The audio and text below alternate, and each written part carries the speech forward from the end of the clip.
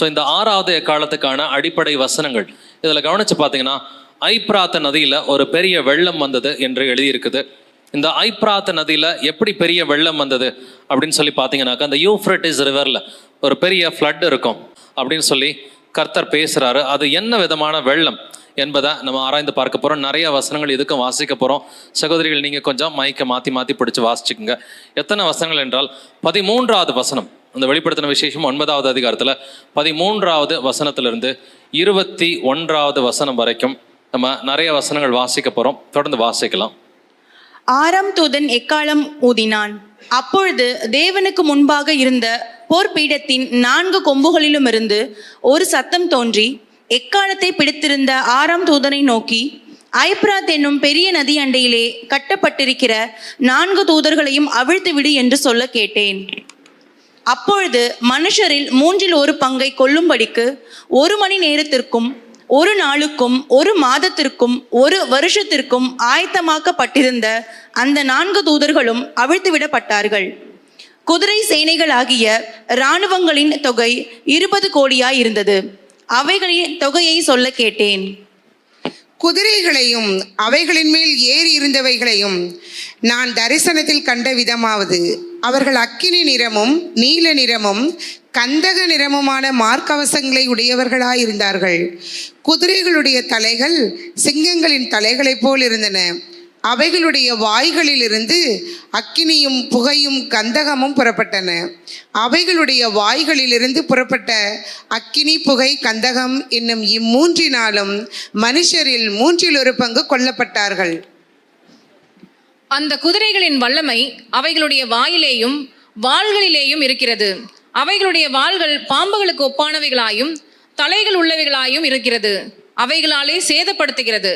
அப்படி இருந்தும் அந்த வாதைகளால் கொல்லப்படாத மற்ற மனுஷர்கள் பேய்களையும் பொன், வெள்ளி, செம்பு, கல், மரம் என்பவைகளால் செய்யப்பட்டவைகளாயும் காணவும் கேட்கவும் நடக்கவும் மாட்டாதவைகளாயும் இருக்கிற விக்கிரகங்களையும் வணங்காதபடிக்கு தங்கள் கைகளின் கிரியைகளை விட்டு மனம் திரும்பவும் இல்லை. தங்கள் கொலை பாதகங்களையும் தங்கள் சூனியங்களையும் தங்கள் வேசித்தனங்களையும் தங்கள் களவுகளையும் விட்டு மனம் திரும்பவும் இல்லை. ஸோ இதுவுமே ரொம்ப ஒரு இன்ட்ரெஸ்டிங்கான ஒரு எக்காலம் தான். இந்த 6வது எக்காலத்தில் என்னென்னலாம் நம்ம வாசித்தோம்? ஐப்ராத் நதியிலே கட்டப்பட்டிருக்கிற 4 தூதர்களை அவிழ்த்து விடுன்னு கர்த்தர் சொல்றார். மனுஷரில் 1/3 பங்கு அவர்கள் கொலை செய்தார்கள். 1 மணி நேரத்திற்கும் 1 நாளுக்கும் 1 மாதத்திற்கும் 1 வருஷத்திற்கும் ஒரு டைம்லைன் ப்ராஃபஸி இது. ஆக்சுவலி முந்தின ப்ராஃபஸியும் டைம்லைன் ப்ராஃபஸி தான். ஏன்னா 5 மாதம் + 5 மாதம் 10 மாதங்கள் 300 ஆண்டுகளுக்கான தீர்க்க தரிசனம். இது எத்தனை மாதங்கள்? 1 வருஷம்னா என்னங்க? 360 இல்லைங்களா? அடுத்து 1 மாதம்னா 30, 360 + 30 390. 1 நாள்னா 1 நாள் தான், 391. ஸோ 391 ஆண்டுகளுக்கான தீர்க்க தரிசனம் தான் இந்த ஒரு தீர்க்க தரிசனம். இராணுவங்களின் தொகை 20 கோடியாக இருந்தது. குதிரைகளுடைய தலைகள் சிங்கங்களின் தலைகளைப் போல இருந்தது. வாய்களில் இருந்து புறப்பட்ட அக்னி, புகை, கந்தகம். அது என்னது? அக்னி, புகை, கந்தகம். கொஞ்சம் சயின்டிஃபிக்காக யோசிச்சு பார்த்தீங்கன்னா ஆன்சர் தெரிஞ்சிடும். குதிரைகளின் வல்லமை அவைகளுடைய வாயிலையும் வாள்களிலேயும் இருந்தது. ஸோ வாயிலையும் பவர் இருக்குது, வால்லையும் பவர் இருக்குது. ஸோ இது என்னதுன்றதை நம்ம நிதானிச்சு பார்க்கலாம். நம்ம ஏற்கனவே வாசித்த வசனம் தான் 9:14. ஐப்ராத் என்னும் பெரிய நதி அண்டையிலே கட்டப்பட்டிருக்கிற 4 தூதர்களையும் அவிழ்த்து விடு என்று சொல்ல கேட்டேன். ஸோ இந்த ஐப்ராத் நதியை பற்றி நம்ம ஏற்கனவே நேற்று கூட நம்ம டிஸ்கஸ் பண்ணியிருக்கிறோம். இந்த ஐப்ராத் நதியை பற்றி 2 முக்கியமான நிறைவேறுதல்கள் இருக்குது. ஒன்று 6வது எக்காலம், இன்னொன்று 6வது கோபாக்கினின் கலசம். இது 2த்தையுமே கனெக்ட் பண்ணிக்கோங்க. 6வது எக்காலம், அடுத்து 6வது கோபாக்கினின் கலசத்துலையும் மத்தியானத்துலையும் ஐப்ராத் நதியை பற்றி நம்ம பேச போகிறோம். ஸோ வாசிக்கலாம். வெளிப்படுத்தின விசேஷம் 16:12. 6ஆம் தூதன் தன் கலசத்தில் உள்ளதை ஐப்ராத் என்னும் பெரிய நதியின் மேல் ஊற்றினான். அப்பொழுது சூரியன் உதிக்கும் திசையிலிருந்து வரும் ராஜாக்களுக்கு வழி ஆயத்தமாகும்படி அந்த நதியின் தண்ணீர் வற்றி போயிற்று. ஸோ இது 6வது கலசம். நம்ம ஏற்கனவே வாசித்தது 6வது எக்காலம், இப்போ வாசித்தது 6வது கலசம். ஸோ 6வது கலசத்தில் ஐப்ராத் என்னும் பெரிய நதியின் மேல் ஊட்டினான். அப்பொழுது என்னாச்சு? நதி வத்தி போயிடுச்சு. நிறைய பேர் இதை ஃபிசிக்கலாக நினச்சிட்டு ஐப்ராத் நதி எப்போ வத்தி போகுது? யூஃப்ரட்டிஸ் ரிவர் எங்கெங்கே இருக்குது? யூஃப்ரட்டிஸ் ரிவர் அந்த கல்ஃப் ஸ்டேட்ஸ், அந்த அரேபியன் ஸ்டேட்ஸ்லாம் இருக்குது இல்லைங்களா? அங்கே தானே இருக்குது இல்லைங்களா? ஸோ இந்த யூஃப்ரட்டிஸ் ரிவர், அந்த ஐப்ராத் நதியிலே கட்டப்பட்டிருக்கிற 4 தூதர்களை அவிழ்த்து விடு அப்படின்னு சொன்னால் என்ன அர்த்தம்னா, டர்க்கி பெரிய ஒரு ராஜ்யமாக எழும்பும். ஏன்னா டர்க்கியில் தான் வந்துட்டு யூஃப்ரட்டிஸ் ரிவருடைய தொடக்கம். ஸோ அந்த தலக்காவேரின்னு சொல்கிறோம் இல்லைங்களா, the head of the river. அந்த ஹெட் ஆஃப் த ரிவர் தொடங்குறது வந்துட்டு துருக்கி நாடு வந்துட்டு அது பழைய காலத்தில் 100 வருஷத்துக்கு முன்னாடி ஆட்டோமன் எம்பையர்னு சொல்லுவாங்க. அந்த ஐப்ராத் நதியில் கட்டப்பட்டிருக்கிற 4 தூதர்களை அவிழ்த்து விடுனா அந்த டர்க்கிக்குரிய கலிஃபேட் பெரிய கலிஃபேட்டாக மாறும். எந்த அளவுக்கு பெருசாக மாறுச்சுன்னு சொன்னாக்க, ஈஸ்டர்ன் ரோமன் எம்பையரை அடித்து உடைச்சது யாருன்னா டர்க்கி தான். ஈஸ்டர்ன் ரோமன் எம்பையரா அந்த ஈஸ்டர்ன் யூரோப்பையை கம்ப்ளீட்டாக சின்னாவை நம்ம ஆக்கினது வந்துட்டு ஆட்டோமன் எம்பையர் தான். அந்த யூஃப்ரட்டிஸ் ரிவர் வந்துட்டு அது டர்க்கியில இருந்து தான் வந்துட்டு தொடங்குது. இது எதை குறிக்கிறது? The rise of the Ottoman empire. டர்க்கியோட எழுச்சியை குறிக்கிறதா இந்த ஒரு எக்காலத்தினுடைய நிறைவேறுதலாக இருக்கிறது. ஸோ இந்த ஒரு மாதமும் இதெல்லாம் நம்ம படித்தோம் இல்லைங்களா, ஒரு வருஷமும் ஒரு மாதமும். ஸோ ஒரு தீர்க்க தரிசன நாள் என்பது ஒரு வருஷத்தை குறிக்கிறது. இந்த ஃபார்முலா நமக்கு தெரியும். ஒரு வருஷம், ஒரு மாதம், ஒரு நாள் என்பது நமக்கு தெரியும். இதில் நம்ம படித்து பார்த்தோம். ஒரு வருஷம் என்பது 360, ஒரு மாதம் என்பது 30, ஒரு நாள் என்பது 1. 391 ஆண்டுகள் டர்க்கி மூலமாக ஒரு பெரிய டார்மெண்ட் வந்துட்டு ஈஸ்டர்ன் ரோமன் எம்பையருக்கு இருக்கும்ன்றதை கர்த்தர் காண்பித்திருக்கிறார். இதை ஏற்கனவே முன்னாக ஒரு சிலர் தெளிவாக வந்துட்டு இதெல்லாம் நடக்கிறதுக்கு முன்னாடியே கண்டுபிடிச்சிருக்கிறாங்க. ஆட்டோமன் எம்பையர் என்ன பண்ணுச்சுன்னு சொன்னாக்க, கிழக்கத்திய ரோம ராஜ்யத்தை கம்ப்ளீட்டாக தகர்த்த வருஷம் தான் 1453. 1453 வந்துட்டு ஈஸ்டர்ன் ரோமன் எம்பையர் அதனுடைய தலைநகரம் எது? கான்ஸ்டன்டினோப்பல். வெஸ்டர்ன் ரோமன் எம்பையருக்கு ரோம் தான் தலைநகரம். Eastern Roman எம்பையருக்கு கான்ஸ்டன்டினோப்பல். கான்ஸ்டன்டினோப்பல் இன்னைக்குமே டர்க்கியில் இருக்கிற இஸ்தான்புல். டர்க்கியில் இருக்கிற இஸ்தான்புல் ஒரு கொம்பு மாதிரியே இருக்கும், ஹார்ன் மாதிரியே மேப்பில் பார்த்தீங்கன்னா தெரியும். ஸோ இந்த இஸ்தான்புல், இந்த கான்ஸ்டன்டினோப்பலோட வீழ்ச்சி வந்துட்டு டர்க்கி மூலமாக தான் வந்துச்சு 1453. In fact major prophetic implications. So கான்ஸ்டன்டினோப்பலோட வீழ்ச்சி நடந்தது. இதனுடைய காலகட்டம் இந்த 391 வருஷங்கள். இது 1063 1453 வரைக்கும் பார்த்தீங்கன்னா, இது பார்த்தா கிட்டத்தட்ட 390 மாதிரி தான் தெரியும். பட் 63ஐயும் நீங்கள் கணக்கில் எடுத்துக்கணும், 53ஐயும் கணக்கில் எடுத்தீங்கன்னா 391 கரெக்டாகவே நமக்கு வந்துடும். ஸோ இந்த 391 ஆண்டுகள் டர்க்கி மூலமாக ஈஸ்டர்ன் யூரோப்பில் வந்துட்டு ஒரு மேஜர் வீழ்ச்சி வந்துட்டு இருந்துச்சு. 1063 தான் வந்துட்டு டர்க்கியில் செல்ஜுக் டர்க்ஸ் அப்படின்ற ஒரு கூட்டம் பெரிய கூட்டமாக எழுப்பி வந்துச்சு. அவர்களுடைய தலைவன் தான் அல்ப் அர்ஸ்லான் அப்படின்ற ஒரு தலைவனாக வந்துட்டு இருந்தான். அவன் தான் official sultan of the Seljuk எம்பையரா. அவன் உருவாகி பெரிய மனுஷனாக வந்தது 1063. ஸோ அவன் மூலமாக உருவான இந்த டர்க்கிக் எம்பையர் வந்துட்டு பார்த்தீங்கன்னா 1453 வந்துட்டு the fall of western Roman empire. 1000 ஆண்டுகள் யாருமே ஜெயிக்க முடியலங்க. அந்த ஈஸ்டர்ன் ரோமன் எம்பையரை வந்துட்டு 1000 ஆண்டுகள் ஒருவருமே ஜெயிக்க முடியல. வந்துட்டு ஒருவரும் ஜெயிக்க முடியாத ஈஸ்டர்ன் ரோமன் எம்பையரை வந்துட்டு டர்க்கி அழகாக வந்துட்டு அடிச்சுட்டு போயிட்டாங்க. எப்படி தோக்கடிச்சாங்கன்ற ஒரு ரகசியமும் இருக்குது. அந்த ரகசியத்தை கர்த்தர் கொடுத்துருக்காரு. வாசிச்சிங்க இல்லைங்களா, அக்னி, கந்தகம், புகை இதெல்லாம் வாசிச்சிங்க இல்லைங்களா, அதுதான் அந்த ரகசியம். ஸோ அவங்களுடைய சோல்ஜர்ஸ் பார்த்தீங்கன்னா அந்த 80,000 1,00,000 சோல்ஜர்ஸ்லாம் வந்துட்டு இருந்திருக்கிறாங்க. பட் இந்த ஃபயர், ஸ்மோக் அண்ட் பிரிம்ஸ்டோன் இது கன் பவுடரை குறிக்குது.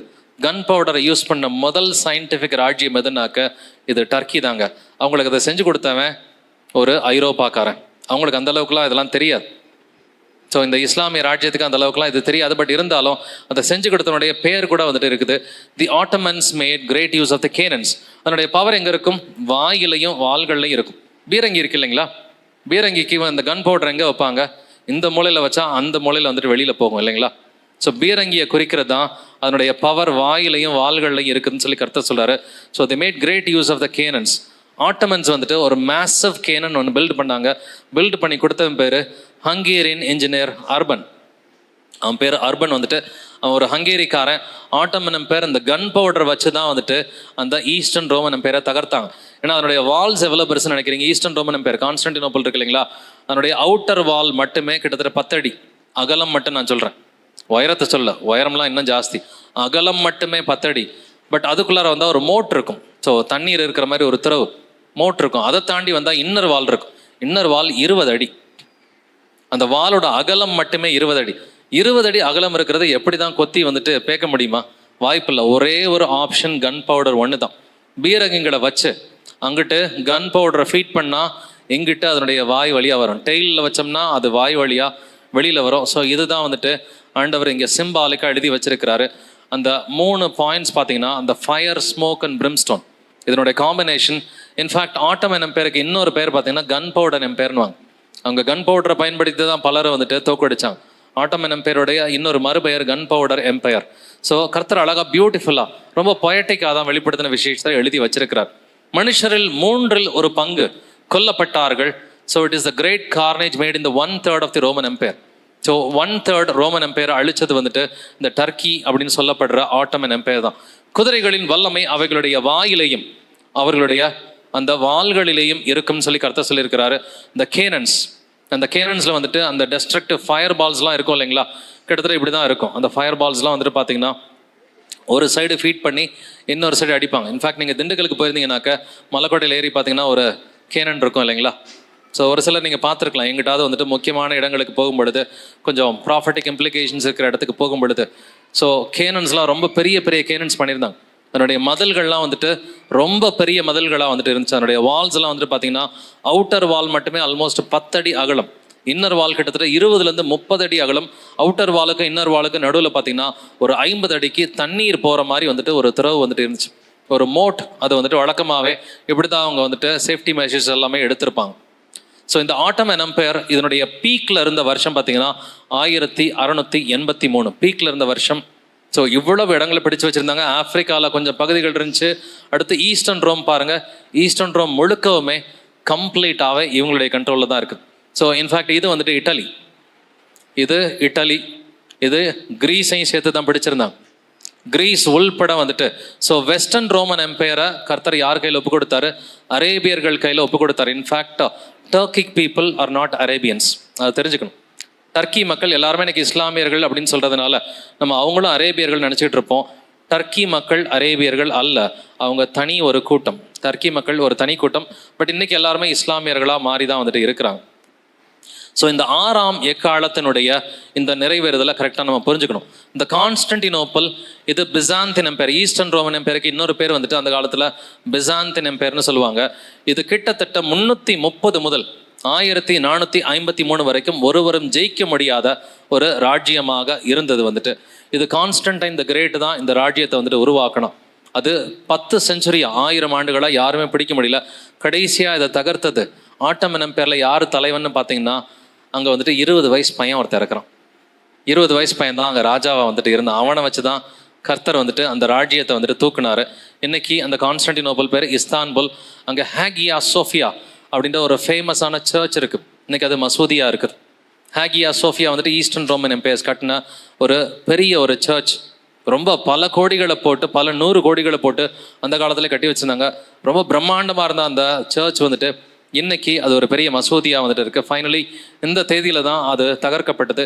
29 மே 1453 மெஹ்மெட் த கான்கரர், 20 வயசு பையன் மெஹ்மெட் த கான்கரர், அவன் மூலமாக தான் கர்த்தர் வந்துட்டு அந்த கிழக்கத்திய ரோம ராஜ்யத்தை தகர்த்து எறிந்தார். அதை ஐவிட்னஸாக ஒருத்தன் பார்த்தான். அவன் பேர் வந்துட்டு நிக்கலோ பார்பரோ. அவன் என்ன சொன்னா, ரத்தம் வந்துட்டு ஆற போல ஓடிச்சு. The blood float in the city like a river.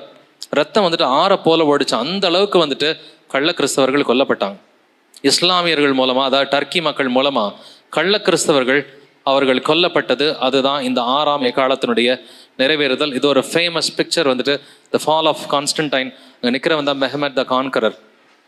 So இதோட 2ஆம் வாதை கடந்து போகுது. 2ஆம் அந்த வாதை ஆபத்து கடந்து போகுது.